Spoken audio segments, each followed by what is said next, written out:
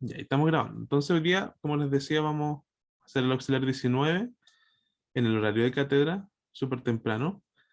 Y vamos a resolver dos problemas de sistemas de referencia no inerciales. Están acá, son estos dos. Son problemas típicos que no son los más complicados, pero que portan un mensaje bastante interesante, creo yo, sobre qué es lo que uno tiene que fijarse, o sea, qué es en lo que uno tiene que fijarse para resolver este tipo de problemas de sistema de referencia no inercial. Ya sé que ya han visto algunos problemas de esto, pero como les decía, es de repente medio complicado agarrarle el hilo al principio, es algún concepto más o menos nuevo, y de repente es como que uno, no sé, lo encuentra un poco raro.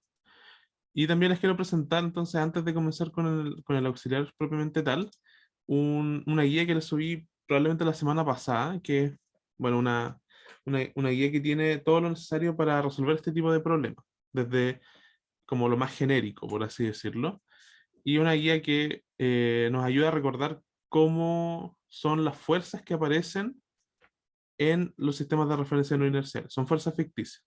Y lo hice principalmente porque a mí me cuesta mucho aprenderme las fórmulas, por eso también en algún momento hice el formulario de donde están las distintas coordenadas. Las fuerzas ficticias que uno llama, que aparecen por el efecto de describir el movimiento sobre un sistema de referencia no inercial, son cuatro, y a mí igual me cuesta un poco aprendérmelas. Entonces, este es una guía que va a tener, de alguna manera, esas cuatro fuerzas.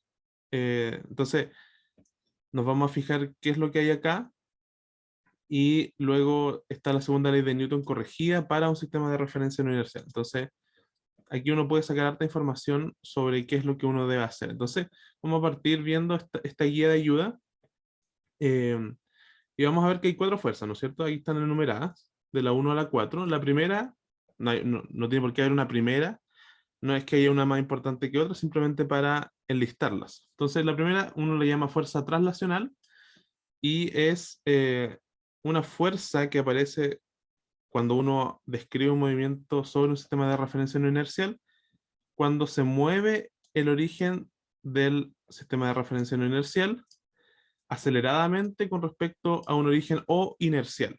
Ya vamos a ver eso con más detalle, y tiene esta pinta, ¿ya? Que es la masa de la partícula, ¿no es cierto?, del objeto por la aceleración de ese origen, que está de acá. ¿Ya? Después tenemos la fuerza de Coriolis, que se debe a la rotación angular, ¿ya? Es proporcional, de hecho, a la velocidad angular. Si se fijan acá, la fuerza de Coriolis es proporcional a la velocidad angular, y también depende de la velocidad de la partícula en el sistema de referencia no inercial. Vamos a ver que vamos a usar una notación de V', R', etcétera, para describir todo lo que queremos sobre el sistema de referencia no inercial. La fuerza centrífuga, si se fijan, también depende de la velocidad angular, pero esta depende de la velocidad angular al cuadrado. O sea, que hay dos veces la velocidad angular. O sea, tiene una dependencia de omega al cuadrado, y también depende de la posición.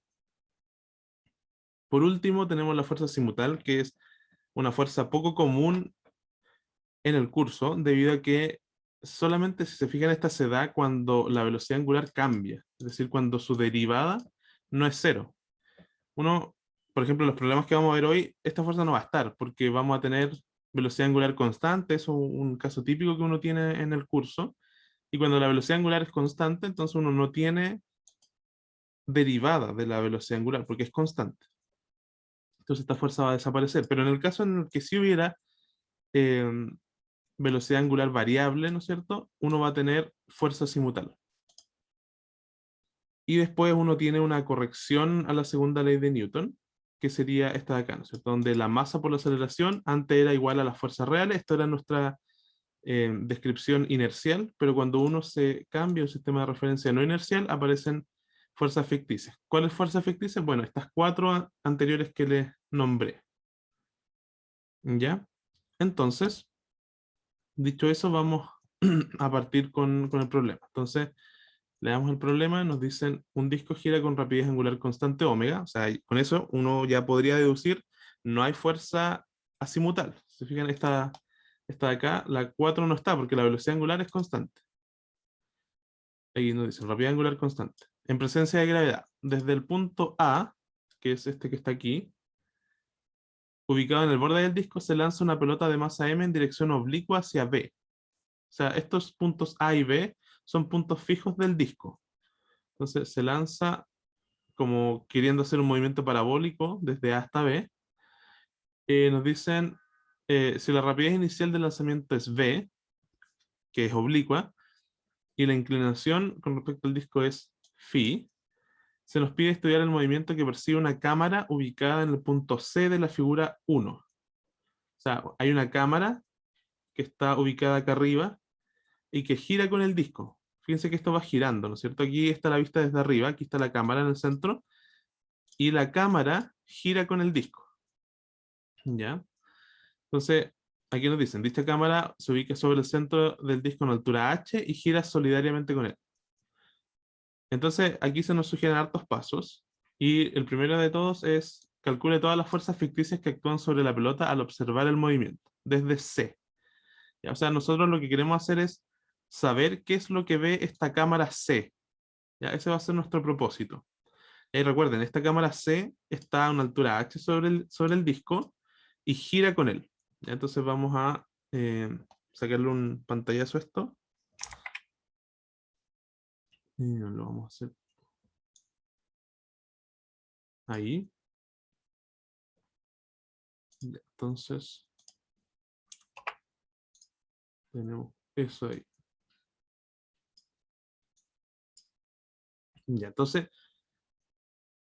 teniendo eso, podemos, bueno, hacer varias cosas, ¿no es cierto? Entonces, una cosa que es interesante y una de las primeras cosas que uno va a hacer es fijar los sistemas de referencia. Uno tiene que partir desde la base de un sistema de referencia inercial. Alguien pregunta en el chat una pregunta muy interesante si es que hay roce. Bueno, en este caso no vamos a considerar roce, pero sería interesante considerar un problema con roce. Ahora sería más difícil de resolver, por supuesto, pero en este caso no vamos a considerar el roce. Ok, entonces em, lo que vamos a hacer es plantear un sistema de referencia inercial y lo vamos a escribir de la siguiente manera. Vamos a escribirlo en rojo. Entonces, vamos a poner un sistema de referencia acá inercial, ¿ya? Es un sistema de referencia cartesiano. Para arriba está el eje Z. Para acá vamos a poner el eje X. X tongo. Y para acá vamos a poner el eje Y tongo. Ya, este sistema va a estar quieto, siempre va a ser el mismo. Si nosotros lo miramos desde acá, ¿no es cierto? Esto sería algo así. Para acá estaría el X y para acá, ¿no es cierto? Estaría el Y. Y ahí Z estaría como apuntando hacia nosotros, en este caso. Ya, ese sería nuestro sistema de referencia inercial. Por supuesto, aquí estaría el origen O. Aquí estaría el origen O, ¿no es cierto?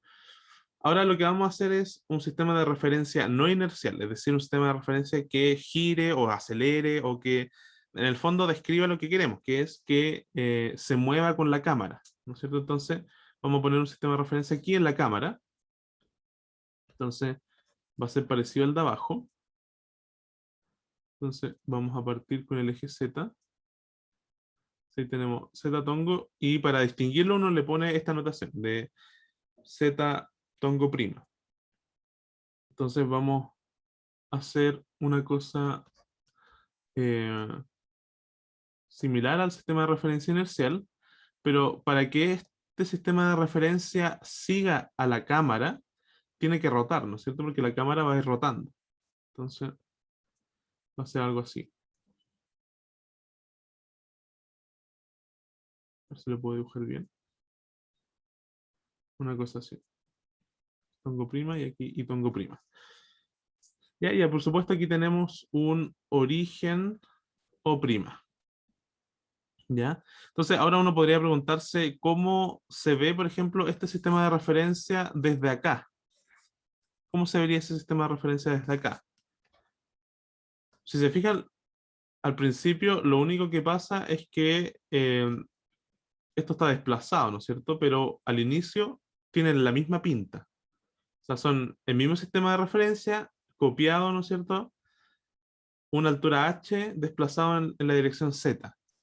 Entonces, si yo lo miro desde acá arriba, lo que voy a ver al inicio es que son lo mismo, mirado desde arriba. ¿Ya? Y aquí también está el O'. ¿Ya? ¿Se entiende eso? Que al inicio mirados desde arriba son iguales.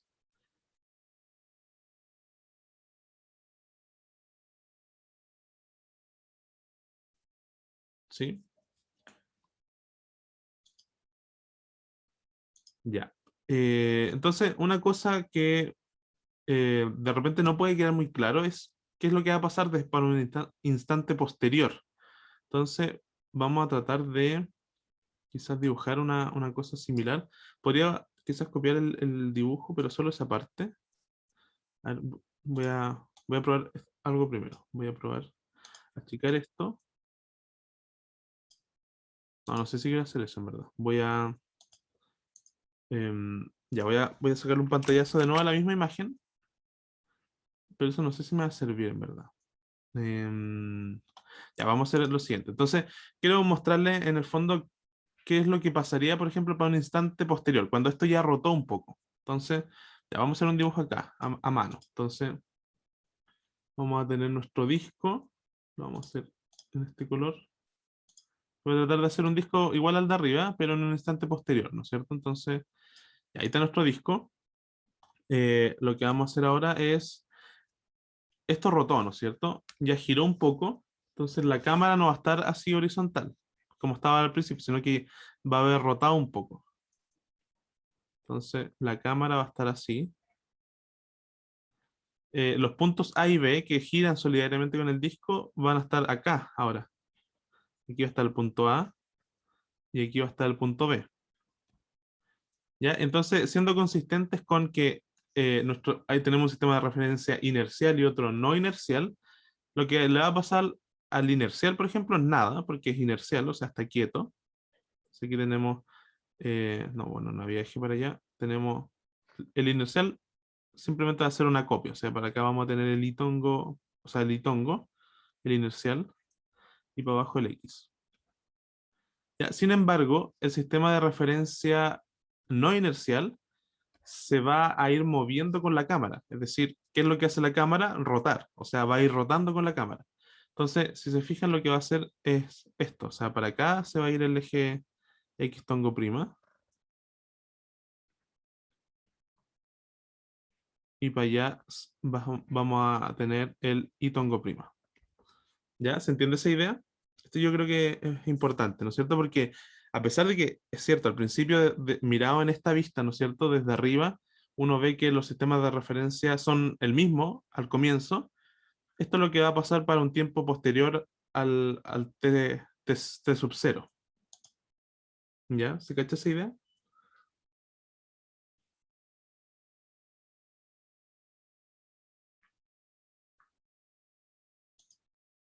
¿Todo claro?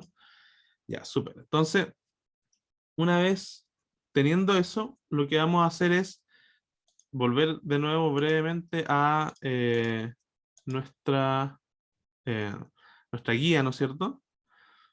Y aquí tenemos entonces cosas que nos van a decir qué cosas tenemos que calcular previamente para calcular nuestras fuerzas ficticias. Entonces, por ejemplo, para la primera, uno necesita poco, la masa y A. ¿Y qué era A? Entonces, A es la aceleración del origen del SRNI o prima con respecto a el origen O del sistema de referencia inercial. Entonces, ¿qué es eso? Em, si se fijan aquí, los orígenes desde arriba van a ser los mismos. Aquí tenemos O y O prima, igual que al inicio, ¿no es cierto? Entonces, uno ocupa en general letras mayúsculas para describir el movimiento de un origen con respecto al otro. Fíjense que lo único que estamos viendo es un origen con respecto al otro. Entonces, esto de aquí va a ir rotando, ¿no es cierto? Y va a ir girando en esa dirección, con rapidez angular omega. ¿Ya? Sin embargo, si nosotros nos fijamos solamente en ese puntito ahí, en el origen, ese puntito va a estar siempre a la misma distancia. A esa distancia, uno, como yo les decía, la denota con letras mayúsculas, por ejemplo, R de t, y ese R, ¿no es cierto? Ese R mayúscula va a ser constante, siempre es el mismo, ¿no es cierto? Uno lo podría describir como H en Z tongo. Entonces, si yo calculo la velocidad mayúscula, ¿no es cierto? Que sería la velocidad con la que se mueve el origen O', sería cero, ¿no es cierto? Porque tanto H como Z son constantes. Y por lo tanto, la aceleración de ese puntito también va a ser cero. O sea, con esto ya concluimos otra cosa sobre una fuerza. ¿Por qué cero? Porque este origen O', con respecto a este origen O, no acelera. Es decir, está separado a una distancia R, ¿no es cierto? H, R de t igual a H, pero esa posición no cambia, ¿ya? Y no cambia aceleradamente. Por lo tanto, la aceleración de ese puntito es cero, y con eso uno puede concluir ya una cosa importante, ¿no es cierto? Y entonces uno dice, la fuerza va a ser, por definición, menos m por a, ¿no es cierto? Eso es lo que nos dice la guía, ¿no es cierto? Es, la fuerza traslacional es menos m por a, por lo tanto, esta es la fuerza traslacional,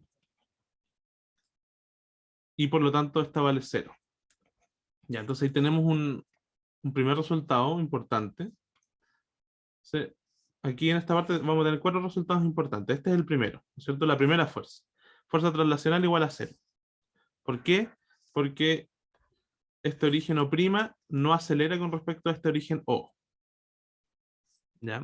Entonces eso es importante. Es importante que uno se fije en los... Lo único que importa para esta fuerza es que el origen acelere con respecto al otro. ¿Ya? Uno no se fija en los ejes, nada de eso. Solamente, eh, solamente en la aceleración de un origen con respecto al otro. ¿Ya? ¿Está claro eso? ¿Se cacha la idea? Eso es súper importante.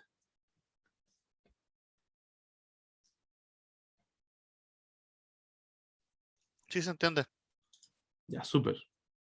Entonces, vamos a la guía y queremos calcular más fuerza, ¿no es cierto? Entonces, aquí vimos que esta era simple, ¿no es cierto? Solamente necesitamos ese dato y vimos que era cero.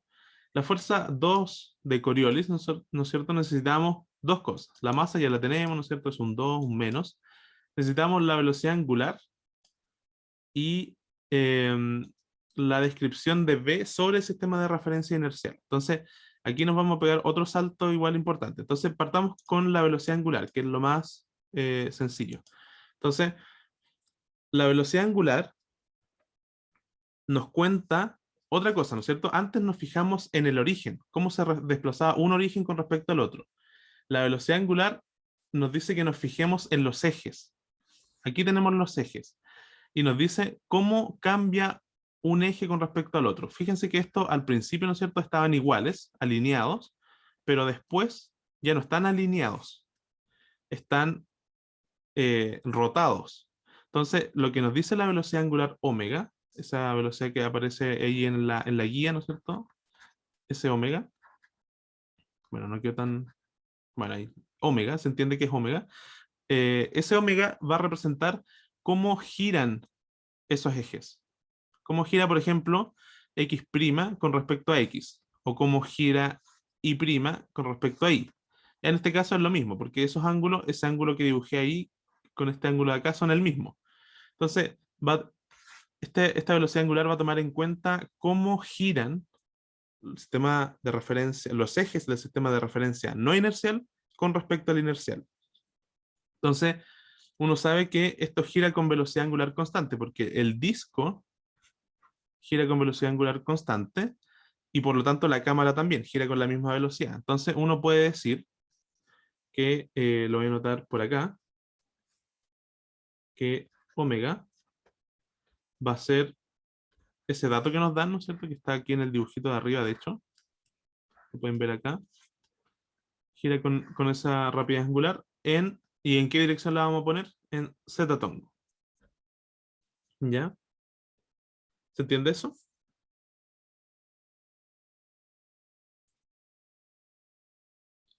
Aquí nos pegamos. ¿Por qué Zetatongo?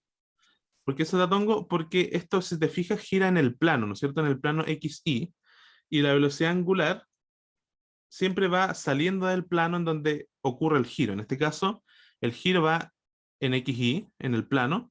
Entonces, la dirección que va saliendo de este plano podría ser menos Z o más Z, ¿no es cierto? Tenemos esas dos opciones. Ahora, ¿por qué elegimos más Z y no menos Z? Por la regla de la mano derecha. Porque nosotros estamos yendo, si te fijas, de X a Y. O sea, estamos girando esto así, ¿no es cierto? Si uno, por ejemplo, aquí uno puede utilizar, no sé si conocen la regla del tornillo. ¿Qué pasa si uno atornilla en esta dirección? Que es como lo estaríamos haciendo acá con los ejes de referencia, ¿no es cierto? Si uno atornilla en esa dirección, ¿qué es lo que va a pasar con el tornillo? Va a salir. Va a salir, por lo tanto uno pone este símbolo. Este símbolo de aquí significa que va saliendo, o sea, va hacia nosotros. Y si nosotros vemos cómo pusimos el eje, ¿no es cierto? Si nosotros estamos mirando desde arriba, que es lo que estamos haciendo, saliendo o hacia nosotros es en más zetatongo. Aquí está más zetatongo. ¿Ya? ¿Se cacha esa idea?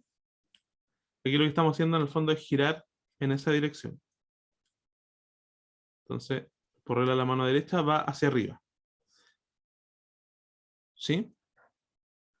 Sí, sí, se entiende. Ya. Entonces, aquí viene otra cosa que es súper importante, que tiene que ver siempre con la rotación. Y es que nosotros lo que vamos, nuestro objetivo final es dejar todo en nuestra base nueva, ¿no es cierto? En X tongo prima, en Y tongo prima y en Z tongo prima. ¿Ya? ¿Se acuerdan una cosa de la dinámica que siempre pasa? Independiente del sistema de referencia, si es polar, si es esférico, si es cartesiano, es que uno quiere, cuando está trabajando con Newton, las ecuaciones de movimiento. O sea, uno quiere qué ecuación hay en X tongo, por ejemplo, qué ecuación hay en Y tongo, qué ecuación hay en Z tongo. ¿Ya? Por ejemplo, si uno trabaja en esféricas, uno quiere saber qué ecuación hay en R tongo, qué ecuación hay en teta tongo y qué ecuación hay en phi tongo. ¿Ya? En este caso, nosotros queremos un objetivo similar, pero nosotros queremos saber qué ecuación hay en X tongo prima, qué ecuación hay en Y tongo prima y qué ecuación hay en Z tongo prima. Ese va a ser nuestro objetivo. Estudiar la dinámica sobre ese sistema de referencia. Entonces, queremos dejar todo en esta base. Por lo tanto, esto de aquí, a pesar de que está súper bien, no me sirve tanto, ¿no es cierto? Porque no estoy usando esta base, estoy usando la base del sistema de referencia inercial. Entonces, siempre que aparezcan cosas del sistema de referencia inercial, yo voy a tratar de cambiarlas al no inercial. En este caso, el cambio no va a ser tan complicado, ¿no es cierto? Porque nos vamos a dar cuenta que el z tongo prima es exactamente igual al z tongo. Ya porque los dos son vectores constantes que apuntan hacia arriba y tienen módulo 1. Entonces, gracias a eso, en este caso, uno puede decir que esto es lo mismo que omega en z tongo prima. ¿Y qué gané con eso? Que lo dejé expresado en mi base no inercial. ¿Ya? ¿Se cachó hasta acá? Porque ahora vamos a pasar al siguiente punto.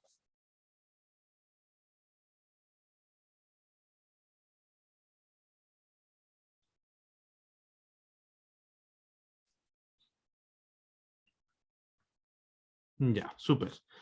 Entonces, una vez teniendo la rapidez angular, ¿no es cierto? Todavía no podemos calcular la fuerza de Coriolis porque necesitamos este B', ¿ya? Y ese B', aquí yo creo que hay una cosa conceptual súper importante. Entonces, eh, esto yo creo que es una de las cosas más importantes de esta parte porque uno suele confundirse con esto. Entonces, lo que queremos hacer es describir la posición de nuestra masita, ¿no es cierto? Nuestra masita roja que al principio estaba acá y que se la lanzan parabólicamente hacia B. ¿Ya? Entonces, la masita inicialmente estaba acá, lo voy a dibujar en el dibujo de abajo en el instante posterior, ¿no es cierto? Estaba acá y la lanzan hacia B, que B inicialmente estaba acá, ¿no es cierto? Pero después se mueve. Entonces, esta masita, si uno la mira desde fuera, ¿no es cierto? Lo que va a hacer es una trayectoria como recta, ¿no es cierto? Así, hacia allá. Entonces, la masita va a tener, por ejemplo, después una posición acá, cuando se vaya moviendo. Ahora, pero yo quiero hacer la descripción desde el sistema de referencia no inercial. Por lo tanto, lo que yo quiero es saber sus coordenadas en este sistema de referencia, en el X tongo prima y en el Y tongo prima. Por lo tanto, yo le voy a asociar unas coordenadas en X, ¿no es cierto? Que serían estas de acá. Esa sería mi coordenada en X, según esta base, ¿no es cierto? Y esta serían las coordenadas que yo le voy a asignar en Y. Serían las coordenadas Y. O sea, lo que estoy haciendo es describir la posición de esa partícula, sería el R tongo prima, pero la describo a partir de esta base. O sea, le asigno unas coordenadas en esa dirección, en esta dirección, y le asigno otra coordenada X en la dirección X tongo prima, que sería en esa dirección. ¿Ya? Y esas serían las componentes de R tongo prima. O sea, si yo lo escribo acá como ecuación, ese dibujo se transformaría en X tongo prima, más Y en Y tongo prima. ¿Y cuál sería el Z? ¿Cuánto sería el Z? Si fijan, el Z, bueno, uno no lo conoce, ¿no es cierto? Porque si yo lo veo, bueno, no va a ser H, ¿no es cierto? Porque lo que queremos es describirlo desde este sistema de referencia. O sea, si nosotros decimos H, significaría que esto está a una distancia H con respecto a ese origen. O sea, estaría aquí como, esto sería una partícula que está a distancia H, a coordenada ZH. Ya esta de acá tiene al principio coordenada menos h, porque baja con respecto a nuestro sistema de referencia no inercial. O sea, tendría menos h al principio. Ya, pero como esto se lanza, ¿no es cierto? Va a tener una coordenada variable. Aquí va a tener otra coordenada distinta, ¿no es cierto? Esa sería mi coordenada z en mi sistema de referencia no inercial. Entonces, la vamos a poner como z simplemente, como z en z tongo prima. Ya, o sea, es una descripción muy genérica, no estamos asumiendo nada de la cinemática, simplemente lo que estamos haciendo es asignarle coordenadas en nuestra base. Ya, nuestra base es X tongo prima, Y tongo prima y Z tongo prima. ¿Ya? ¿Se entiende eso?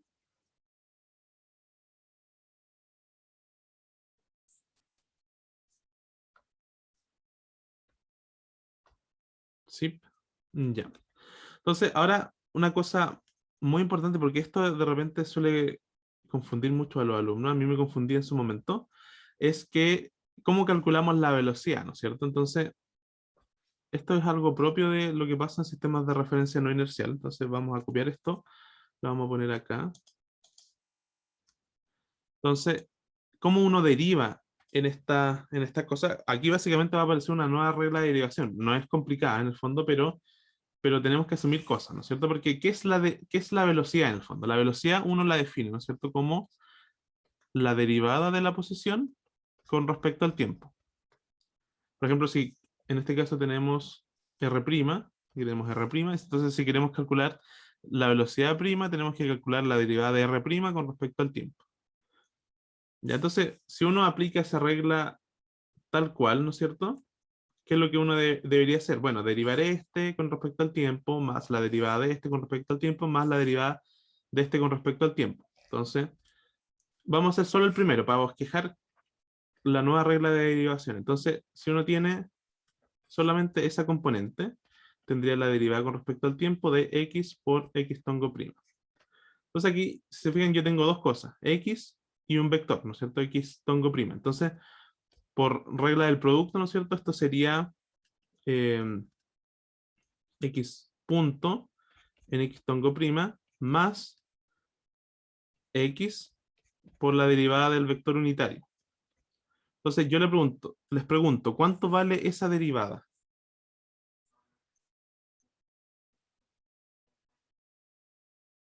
¿Cuánto vale esa derivada de ahí?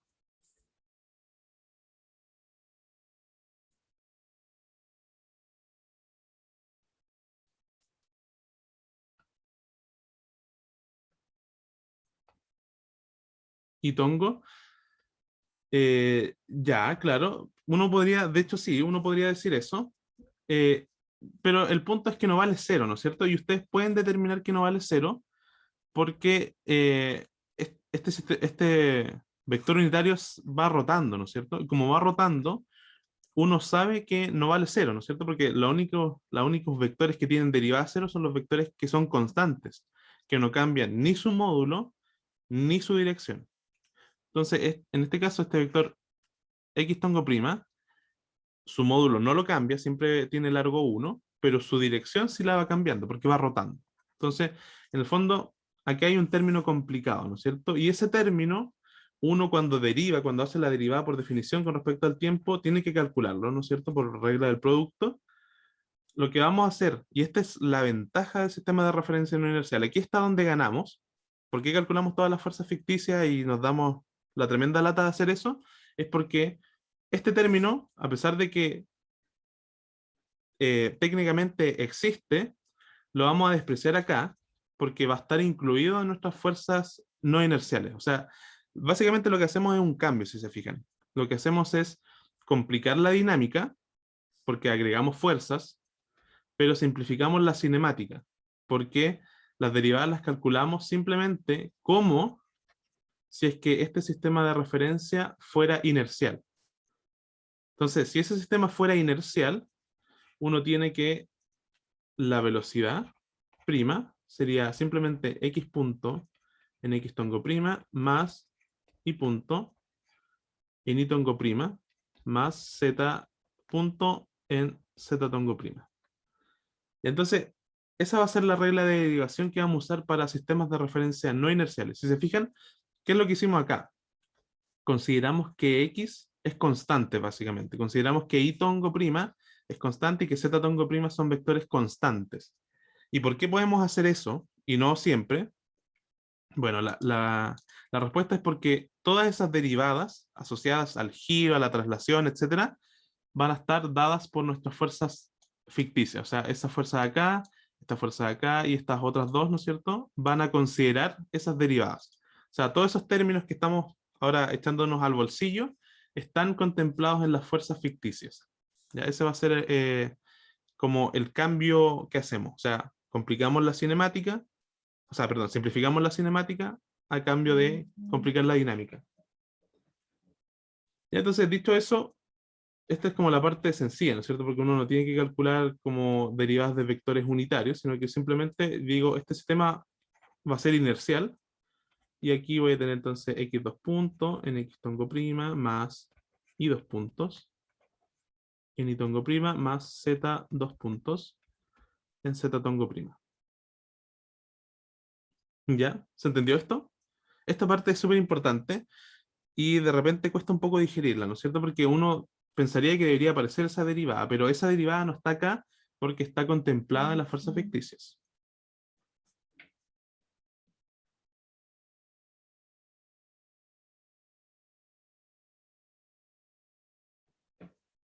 Ya, entonces, no sé si tienen alguna duda hasta acá.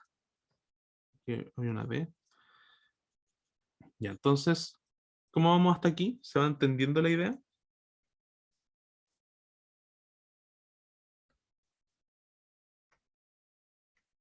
Sí, se entiende. Ya, súper. Entonces, ya, ahora vamos a calcular entonces las demás fuerzas. Ya tenemos todo para calcular las demás. Entonces, vamos con Coriolis. Entonces, Coriolis, y vamos a calcular f de Coriolis. ¿Y cómo es la definición? Bueno, la vemos acá, ¿no es cierto? Es menos 2m por omega vector cruz b'. Entonces sería menos 2 veces m omega vector. El cruz lo voy a anotar así, para que no se confunda con mis x, que me suele ocurrir. Y aquí sería, creo que era b', veamos. Sí, b', aquí está. Entonces, tenemos eso ahí.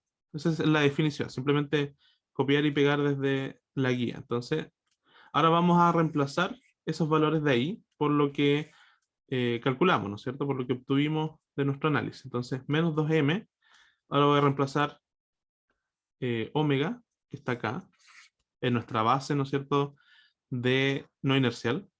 Entonces, esto sería omega z tongo prima, cruz B', ¿no es cierto? Y B' está justamente acá. Entonces hay que hacer unos productos cruces, pero van a ver que no es tampoco la gran cosa. Entonces, x punto en x tongo prima más y punto en y tongo prima más z punto z tongo prima.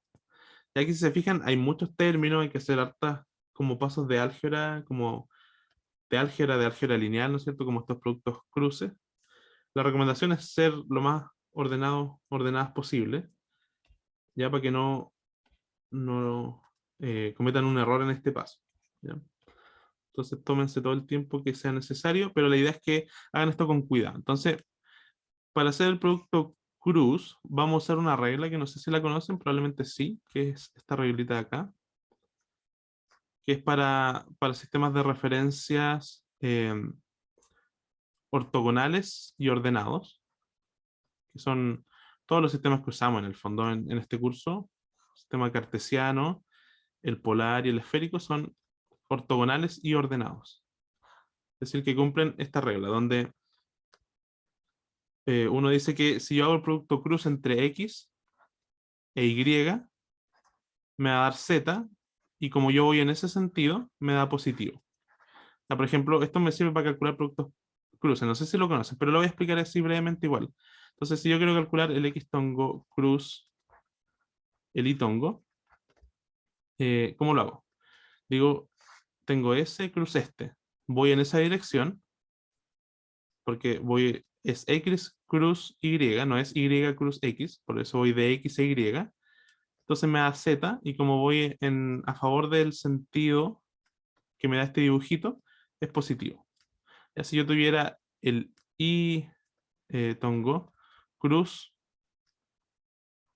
el X tongo, entonces ahí parto de Y, voy a X, por lo tanto me estoy moviendo en contra del sentido, entonces este sería menos Z tongo prima. Y ahí uno puede calcular cualquier combinación, la que a ustedes se les ocurra. Por ejemplo, no sé, busquemos una al azar. Por ejemplo, Z cruz Y.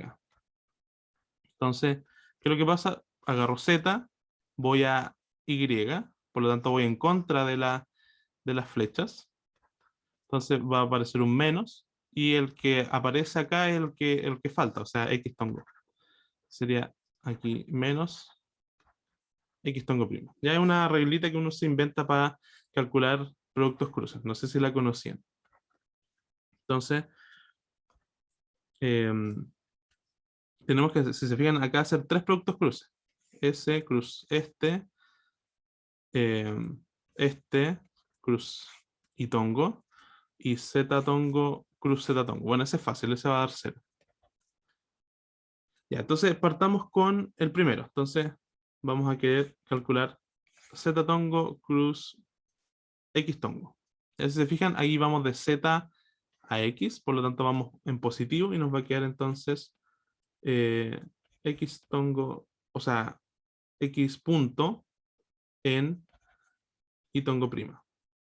Eso nos da el primer término, la primera multiplicación. Y ahora vamos con la segunda. Entonces la segunda es este con este. Sería al final este término con este término. Entonces Z cruz Y, yo estoy yendo en contra, por lo tanto aquí voy a tener un signo menos. Se me va a tener menos y punto en X tongo prima. ¿Ya? Y por último,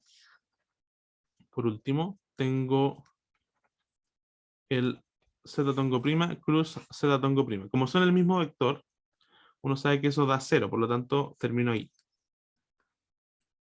Y aquí yo les recomiendo expandir esto, para que después tengamos las ecuaciones de manera un poco más ordenada. Entonces, voy a expandir este paréntesis, me va a quedar esto simplemente algo así como 2m omega. Voy a dejar primero el de x tongo prima, entonces me va a quedar y punto en x tongo prima menos 2m omega x punto en y tongo prima. Ya lo que hice fue expandir y y ver que, por ejemplo, ese menos por menos da más, por lo tanto aquí hay un más. Y dejé el X tongo prima primero y después el Y tongo prima. Ya, entonces ahí terminamos con la fuerza de Coriolis. ¿Ya? ¿Cacharon cómo llegamos a esto? Si se fijan, es un vector que lo expresamos en esta base, en la base de nuestro sistema de referencia no inercial. Eso es lo que queremos. Queremos después establecer ecuaciones escalares por componentes. Y para eso necesitamos dejarlo expresado en nuestra base no inercial. ¿Ya? ¿Estamos con esto? Entonces aquí vamos a anotar, este es otro resultado importante, entonces lo vamos a encerrar. Fuerza de Coriolis. Entonces tendríamos eso de ahí. Ya, entonces, si no tienen dudas, vamos a continuar con... Si se fijan, llevamos dos fuerzas de 4. Entonces esto es como medio latoso, o sea, es cansador, pero es menos complejo que si calculáramos esas derivadas de los vectores unitarios. Entonces vamos con la fuerza centrífuga. La fuerza centrífuga, si se fijan, nos pide la velocidad angular, omega, y la posición. Entonces, fuerza centrífuga. Fuerza centrífuga es menos m, omega, cruz, omega, cruz, r'. Entonces, si se fijan, aquí tenemos que hacer dos productos cruz. ¿Es latoso? Sí, pero no es complicado. Entonces, vamos a ir reemplazando. Entonces, el primero nos va a quedar menos m, omega vector era omega en z tongo prima, cruz, aquí de nuevo omega en z tongo prima, cruz, r'.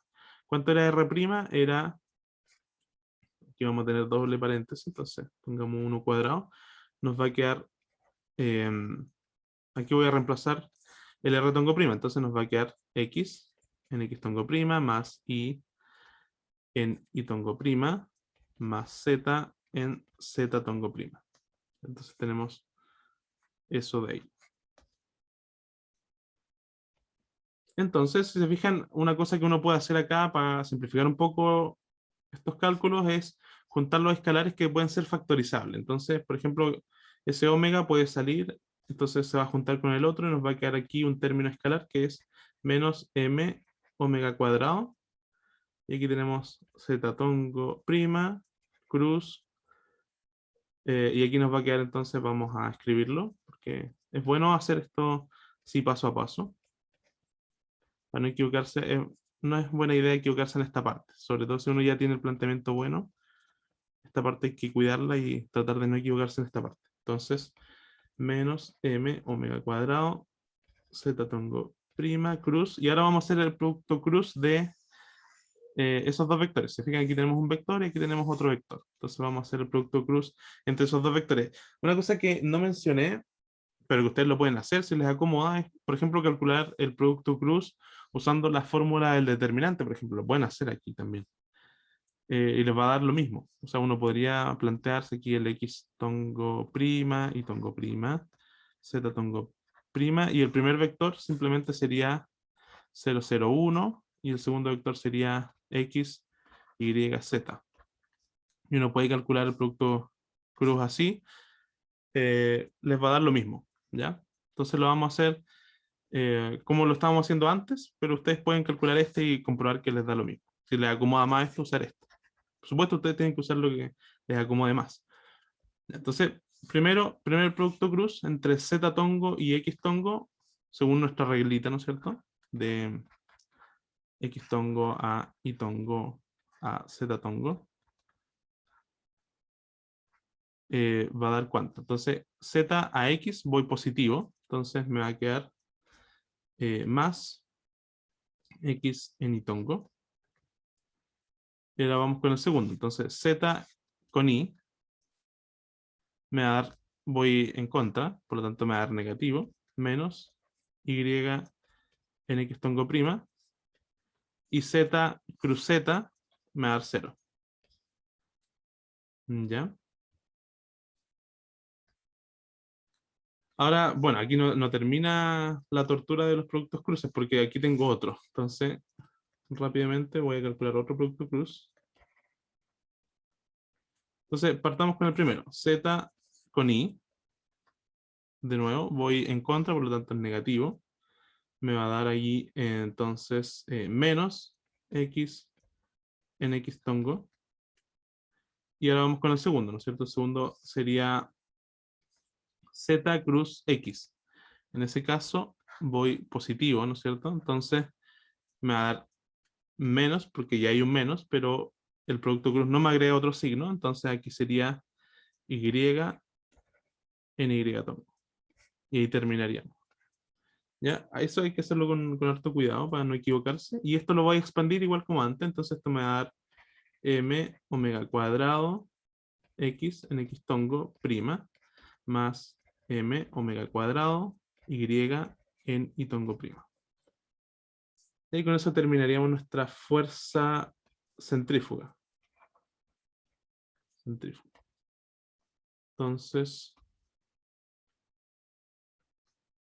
tendríamos eso de ahí. Ya se cachó hasta acá, ya vamos terminando con las fuerzas. Nos queda una sola, que ya, bueno, ya sabemos cuánto vale de antemano, pero ¿vamos bien hasta acá?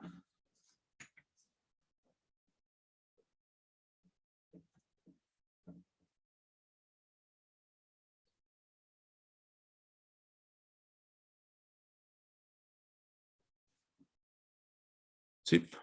A ver qué dice en el chat. ¿Vamos bien? Ya, entonces nos queda una fuerza. Si se fijan, ya llevamos tres calculadas. Calculamos la translacional, la de Coriolis, la centrífuga, y nos queda la simutal. Entonces, la simutal sabemos que es cero, pero hagámosla igual de todas maneras. Entonces, esa es la expresión. Eh, menos m omega punto cruz r. Entonces, fuerza simutal es menos m omega punto cruz r'. ¿Ya? Y esto sabemos que va a valer 0 y la razón es porque omega punto es 0. ¿Ya? Entonces aquí tenemos nuestra última fuerza. Fuerza azimutal vale 0. Entonces ahí tenemos nuestro cuarto resultado, nuestra cuarta fuerza ficticia. Ya, entonces, teniendo eso, cosas positivas, terminamos la parte A, donde se calcule todas las fuerzas ficticias que actúan sobre la pelota al observar el movimiento desde C, que es la cámara. Calculamos todas las fuerzas. Nos demoramos no sé cuánto, harto igual. Ya hicimos la parte A. Ahora, lo que viene ahora no es tan complicado, ¿no? Nos dice encuentre todas las fuerzas reales que actúan sobre la pelota. ¿Qué fuerzas reales actúan sobre la pelota? Aquí tenemos que pensar tal cual como hemos pensado antes sobre una partícula. O sea, básicamente, ¿qué fuerzas actúan sobre M cuando está volando, en el fondo? ¿Qué fuerzas actúan? Entonces, aquí lo que vamos a hacer es anotar las fuerzas. Entonces, vamos a anotar sumatoria. Sería ya la parte B, ¿no es cierto? Sumatoria de las fuerzas reales. Y ahí no lo vamos a hacer con un DCL, sino que simplemente la vamos a anotar en una ecuación. ¿Qué fuerzas actúan sobre esta masita M cuando va volando? ¿Alguien, alguna idea? Menos mg, exactamente, menos mg, porque queremos expresarlo en nuestro sistema de referencia no inercial, y el z siempre va, el z tongo prima siempre va apuntando hacia arriba. Entonces, en ese sistema de referencia, nuestra fuerza va a ser menos mg en z tongo prima. Es la única fuerza que actúa. Ya que, porque cuando esto está volando, ¿no es cierto? Podemos, si quieren verlo acá.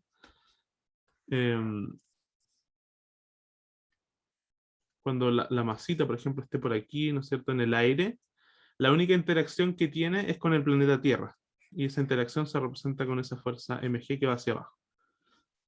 Entonces, dicho eso, ya, bueno, calculamos todas las fuerzas reales, o sea, hicimos la parte B en un minuto. Y ahora nos dice, establezca las ecuaciones de movimiento que describen el movimiento bueno, hay muchas veces movimiento, observado desde C. Ecuaciones de movimiento. Entonces ahora queremos, cuando nos piden ecuaciones de movimiento, lo que queremos es esto de acá, ¿no es cierto? O sea, separar nuestra ecuación en ecuaciones escalares. Queremos una ecuación para x tongo prima, otra ecuación para y tongo prima y otra ecuación para z tongo prima. Entonces, para plantear esa ecuación, vamos a usar lo último de la guía, ¿no es cierto? Que es esta ecuación de Newton corregida. Entonces, vamos a plantear la masa por la aceleración prima, que ya la tenemos calculada, igual a la sumatoria de fuerzas reales, que ya la calculamos, más la sumatoria de fuerzas ficticias, que también las calculamos. Y entonces ahora simplemente viene escribir esa ecuación. Entonces partamos con la parte izquierda, m por a. M por a. Y si se fijan aquí justo tenemos a prima. Entonces va a ser m por eso. Entonces escribámoslo donde corresponde. Es acá. Pero aquí no nos va a alcanzar, hagámoslo en la nueva página. Entonces, esta es una ecuación, va a ser más o menos larga, pero la vamos a separar en ecuaciones no tan largas. Entonces, partamos con m por a. Escribamos aquí la ecuación y ahí los vamos reemplazando. Entonces, la ecuación tal cual como uno la sacaría desde la guía sería así. La masa por la aceleración igual a la sumatoria de fuerzas reales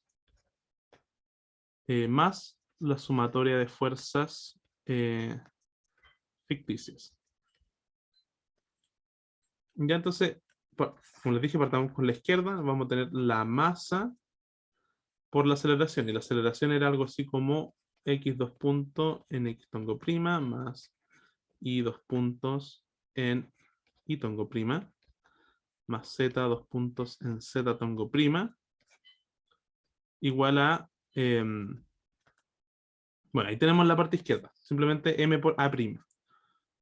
Fuerzas reales, ¿cuáles eran nuestras fuerzas reales? Menos mg en z tongo prima. Estamos listos con esto. Listo con esto. Nos falta sumar las fuerzas ficticias y anotarlas acá. Pero la podemos ir haciendo de a una. Entonces, recordemos que la primera fuerza, la fuerza traslacional, nos dio 0. Así que esa no va a sumar nada. Entonces, la de Coriolis no nos dio 0, nos dio esta de acá. Entonces, esta de aquí la vamos a tratar de escribir. Entonces, si nos acordamos, era 2m omega. Entonces, vamos a tener más 2m omega y punto en x tongo prima menos 2m omega x punto en y tongo prima. Ahí tenemos esto sería la fuerza, sería la fuerza de Coriolis. ¿Qué otra fuerza tenemos? La fuerza centrífuga, ¿no es cierto? Que está aquí arriba. Esa ahí. Entonces, igual la vamos a anotar acá. Creo que nos va a alcanzar aquí. Entonces vamos a tener más. Si lo subo un poquito se va a alcanzar a ver.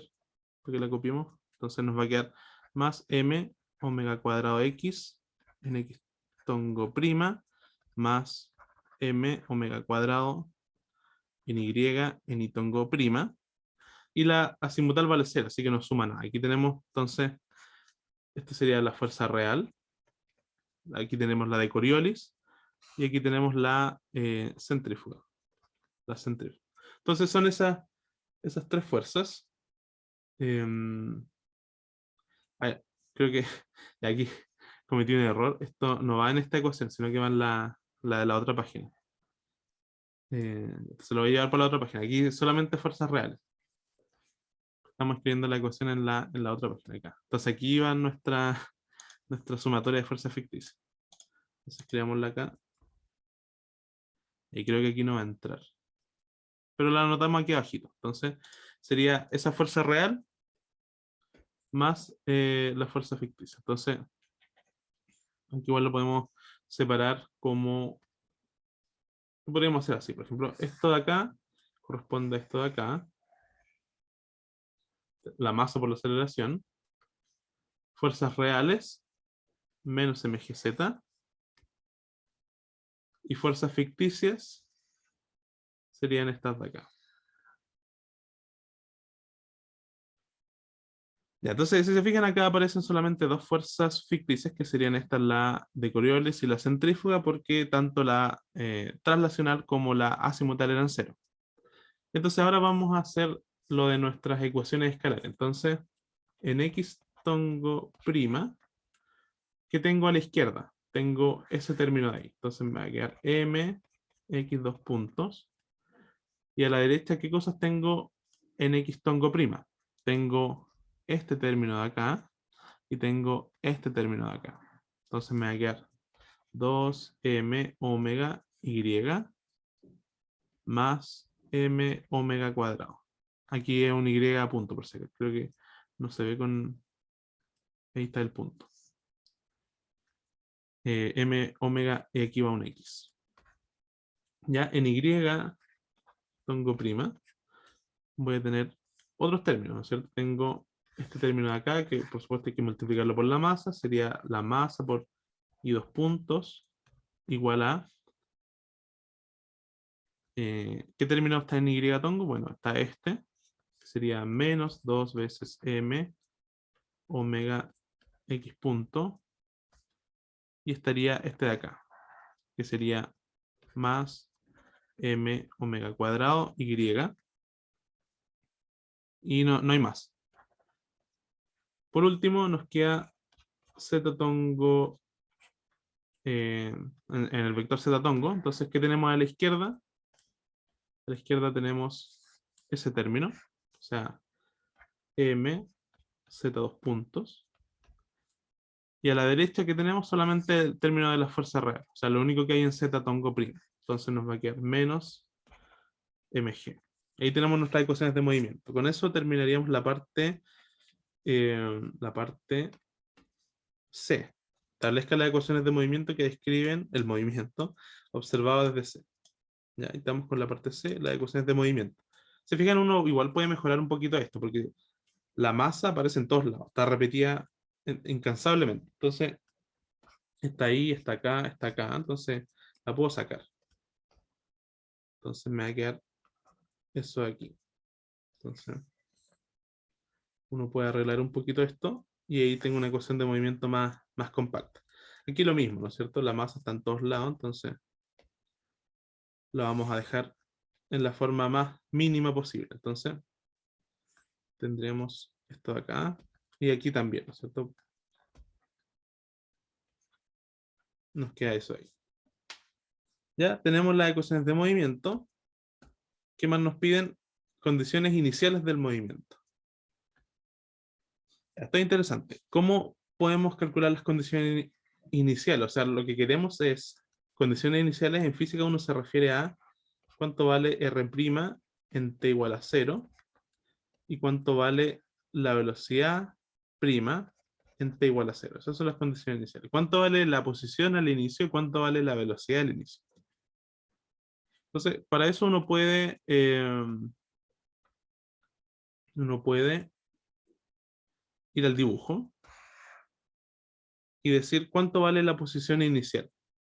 Ahí estaba la masita. ¿Cuánto vale esa posición inicial R' de t igual a 0?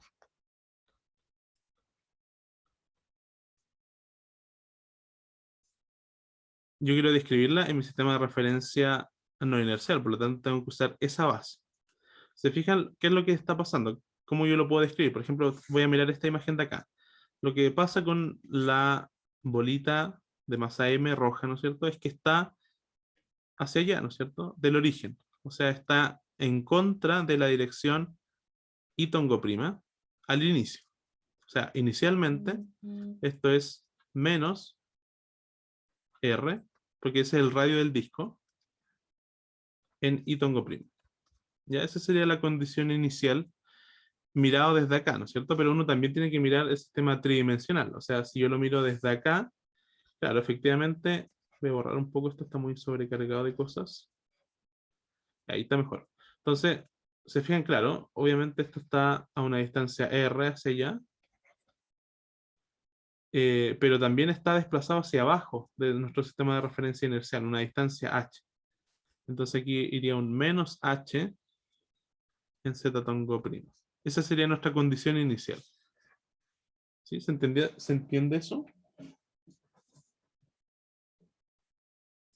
Condición inicial. ¿Dónde está nuestra bolita al comienzo según nuestro sistema de referencia no inercial.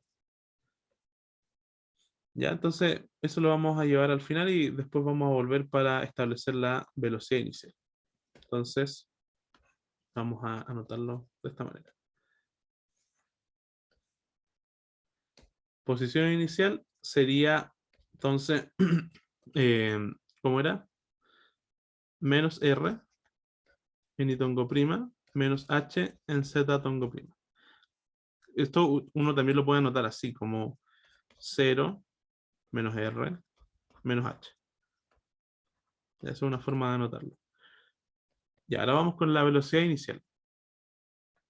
Entonces, la velocidad inicial es qué velocidad llevaba hasta el inicio en nuestro sistema de referencia inercial. O sea, no inercial. Entonces, esto lo lanzan con velocidad v, pero oblicua, ¿no es cierto? Tiene un ángulo con respecto a el plano, con respecto al disco. Entonces, lo que uno quiere es la velocidad inicial, por ejemplo, en itongo, que sería esta componente, y esta componente de acá en z tongo. Entonces, esta componente de abajo sería b por coseno de phi, y la componente vertical sería b seno de phi, ¿no es cierto? ¿Me siguen con eso? Entonces, la velocidad prima en t igual a 0, o sea, la velocidad inicial, sería b coseno de phi en y tongo prima, ¿no es cierto? Porque va hacia allá, en la misma dirección que y tongo prima. Y también va más b seno de phi en z tongo prima. No hay componente inicial, al menos, de la velocidad en x. ¿Sí? ¿Se cachó este de acá? Para que lo anotemos al final.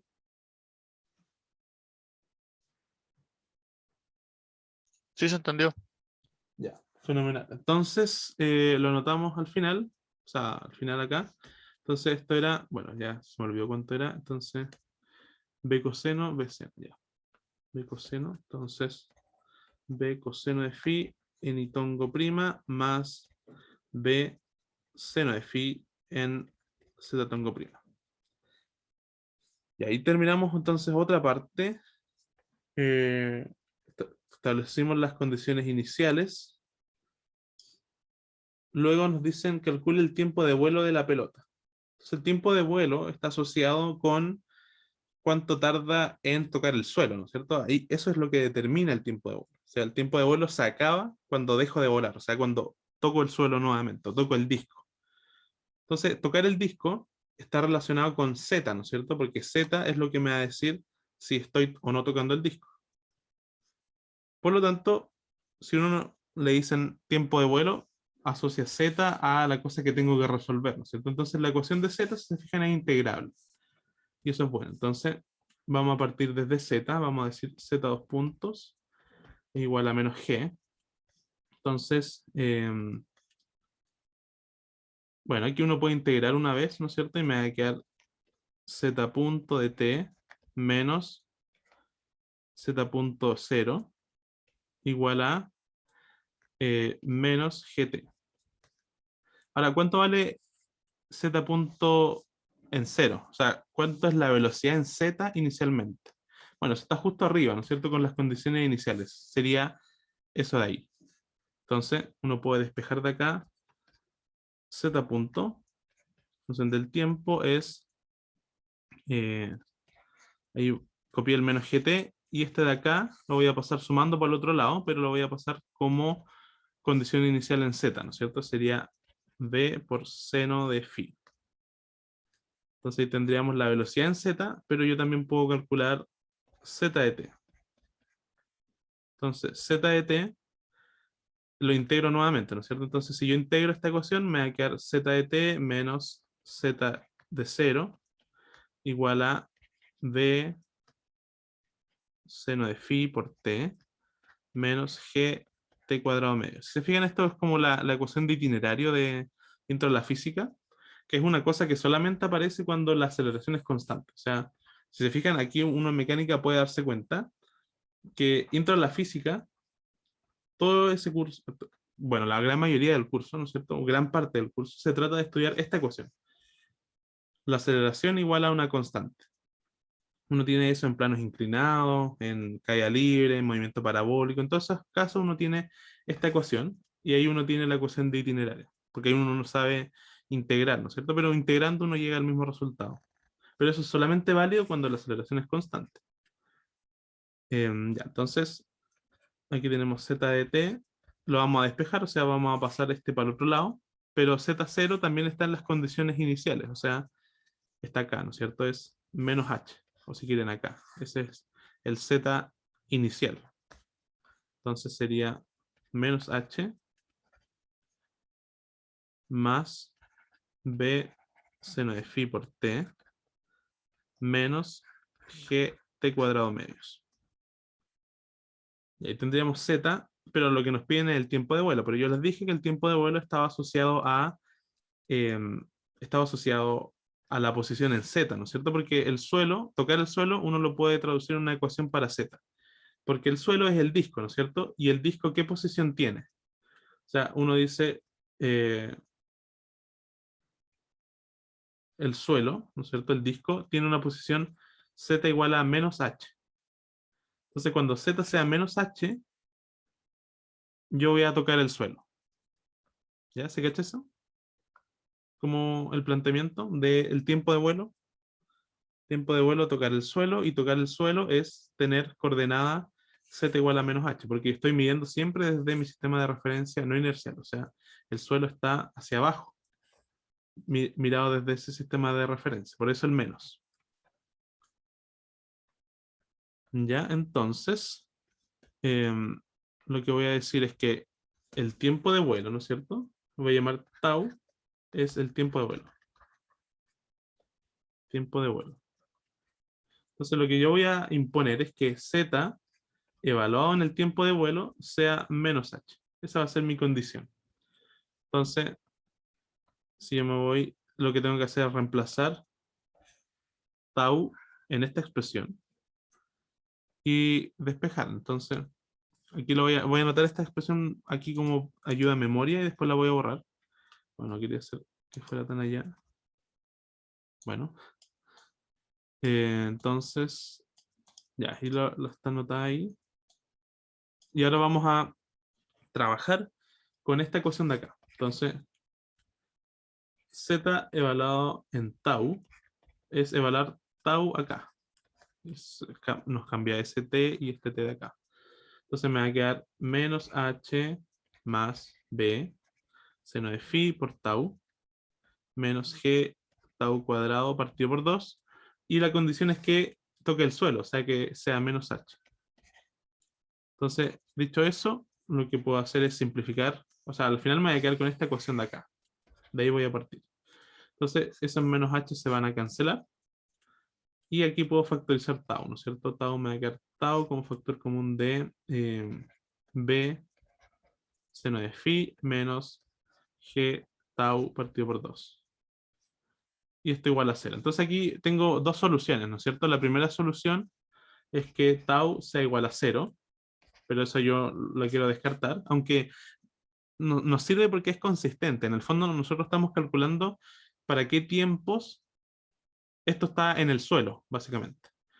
Entonces, esto está en el suelo en dos puntos, ¿no es cierto?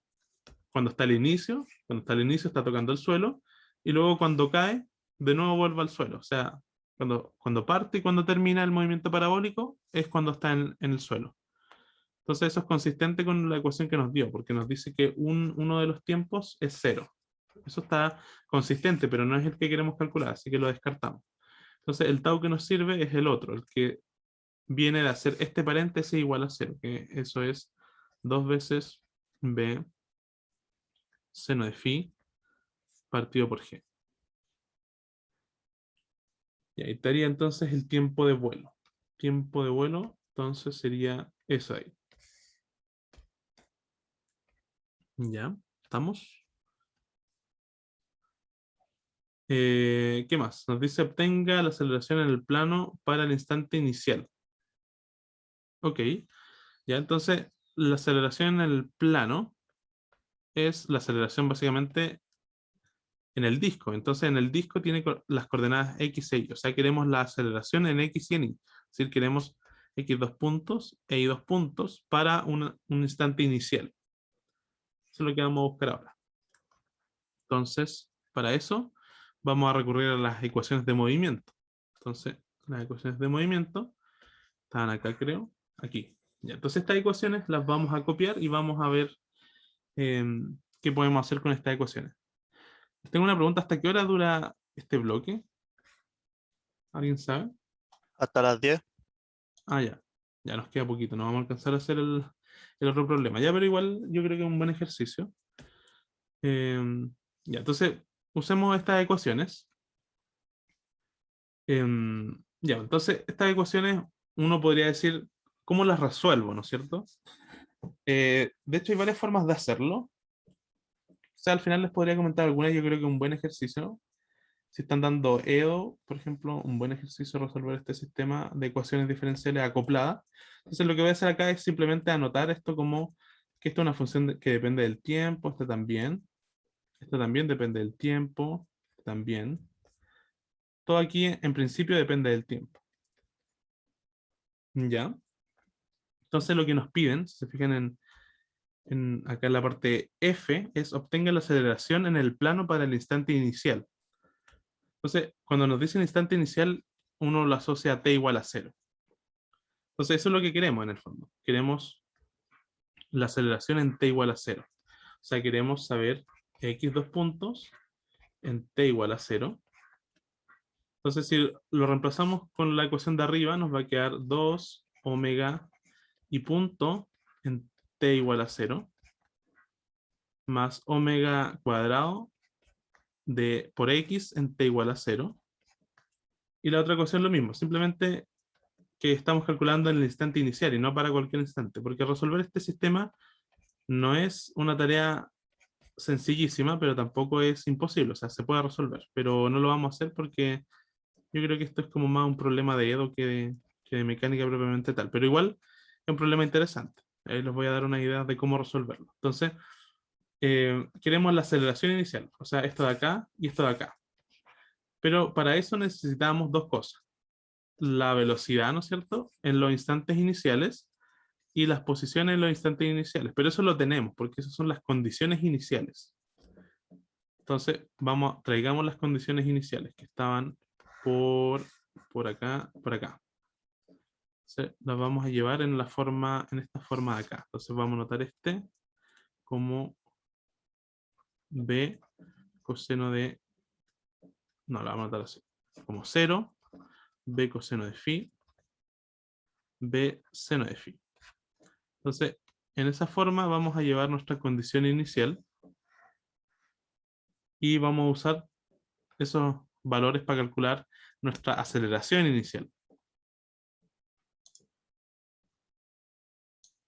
Entonces ahí tenemos, voy a hacer un paréntesis acá para que no se confunda. Entonces esta sería la posición inicial, esta sería la velocidad inicial.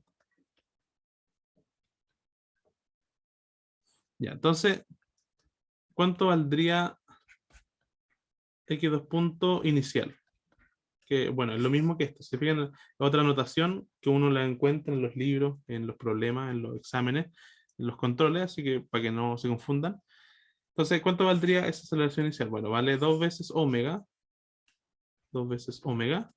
por la posición, por la velocidad inicial en i. La velocidad inicial en i me fijo acá. Entonces sería b coseno de phi.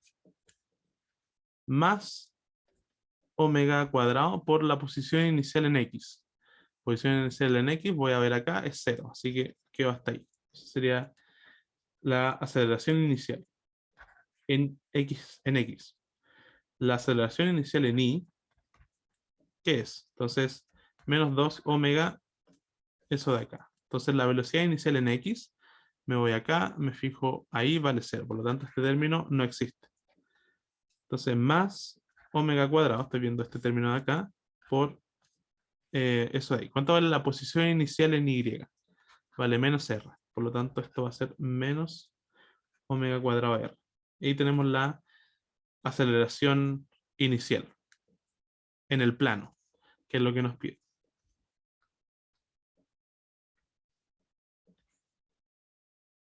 Ya. Esa es una forma, o sea, esta es la manera de obtener la aceleración inicial. Entonces creo que nos queda una parte nomás. Ah, ya, aquí esto es opcional, en verdad, no lo vamos a hacer ahora porque sería bastante largo, que dice, repita lo anterior para un observador ubicado en el punto B. Es decir, ya no tenemos el sistema de referencia de la cámara, sino que estamos en B, un observador que lo ve desde acá arriba. Ya, entonces, ya nos queda poquito tiempo, ¿no es cierto? Nos quedan 8 minutos, entonces el problema 2 no lo vamos a alcanzar a hacer. En todo caso, un problema que está resuelto por ahí en el canal de YouTube donde subo los videos, este problema lo resolví, creo, hace un año, probablemente. Así que está resuelto ahí, por si lo quieren ver. Es un problema bastante instructivo también. El P1 igual, porque tiene hartos pasos, ¿no es cierto? Entonces, se fijan, todo lo más relevante está dado por esto, ¿no es cierto? Esto fue lo que más nos tomó tiempo, nos tomó mucho tiempo, como una hora. Lo demás era ya como ir deduciendo cosas a partir de ahí. Entonces, el mensaje principal de este auxiliar es que partan por calcular de manera muy ordenada y se tomen todo el tiempo necesario para calcular las fuerzas ficticias que actúan sobre una partícula en un movimiento. Entonces, para eso tienen que calcular hartas cosas, porque tienen que calcular esa aceleración, tienen que calcular omega, B', R' y después al final A'. Entonces, eso les va a tomar un buen tiempo. Sean ordenados y háganlo con cuidado, porque hay hartos detalles, si se fijan. Otra cosa que les quería decir entonces es que bueno, pues, si tienen cualquier duda me dicen, obviamente, y querías darle, por si a alguien le interesa simplemente, por ejemplo, este sistema de acá uno lo ve complicado, ¿no es cierto? Lo voy a copiar en acá, lo voy a copiar acá para hablar un poquito de esto en los 5 minutos que quedan.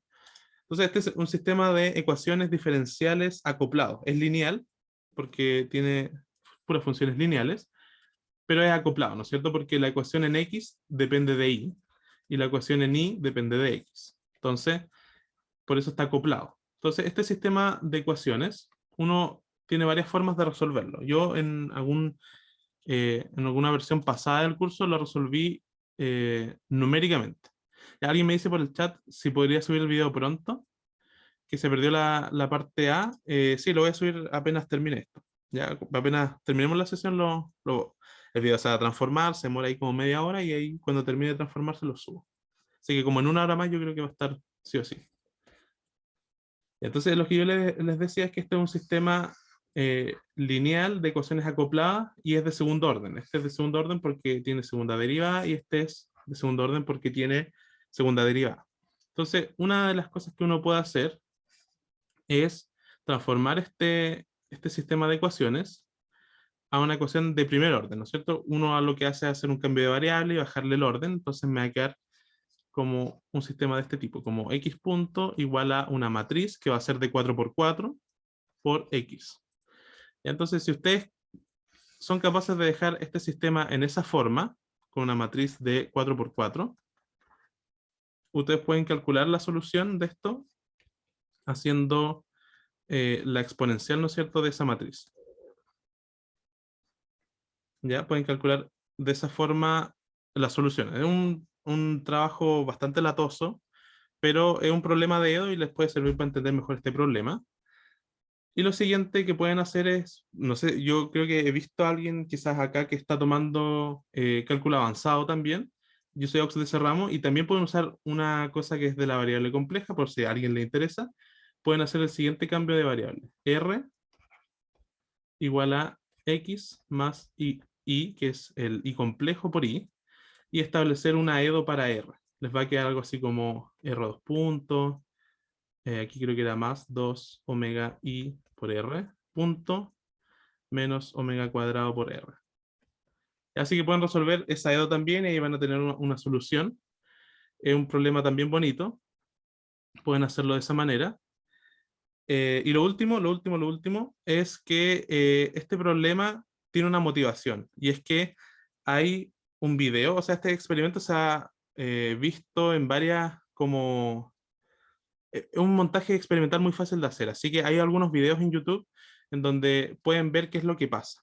Ya, entonces se los voy a subir también inmediatamente al foro para que si tienen un minutito vean qué es lo que pasa y por qué hacemos esto desde un sistema de referencia inercial y por qué queremos ver lo que hace la cámara y no desde fuera. Ya, entonces, para que vayan generando intuiciones, yo creo que les va a servir para entender mejor esta parte del curso.